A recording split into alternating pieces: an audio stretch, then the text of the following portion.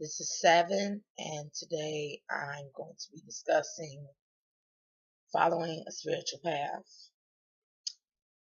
More than likely, people in 2013 who end up saying they're following a spiritual path came from some type of other background. They came from a Christian background or Buddhist background or Muslim background and even an atheist background. And for whatever reason, they couldn't find what they needed in what they were born into. For example, I was born into being a Baptist Christian, but in as I got older, I got to a point where the teachings weren't satisfying my spirit as far as me being satisfied with everything I'm doing is the absolute truth. The uncomfortableness of feeling like something's wrong or something's missing leads people to go down a different route. Then they say, I'm going to follow a spiritual path. That spiritual path might be sprinkled with whatever they came from. For example, my spiritual path is sprinkled, salt and peppered, with Christianity and Buddhism, because those are the things that I gravitate towards the most, and those are the things that my spirit resonates with the most.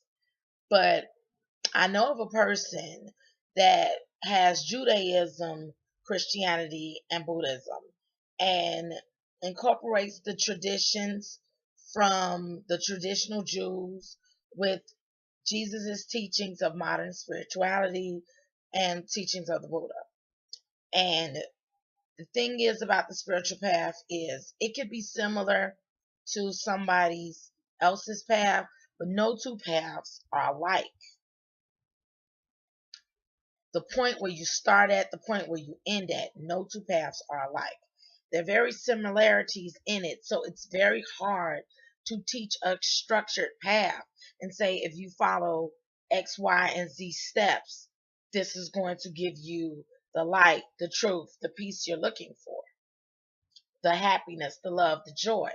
There is no specific pattern that you can follow. However, there are similarities in everybody's path that can be picked out and used as tools along the way. One of the tools is when you are initiating a spiritual path, it takes faith to go down this path.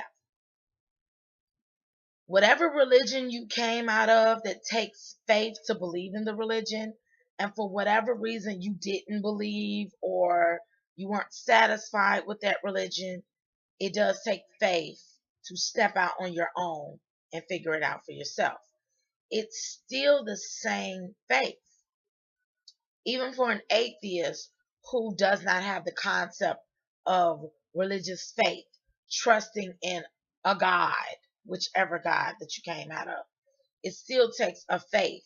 Even faith of believing in yourself and believing that you are worthy of finding out the truth, or believing that you are going to find out the truth.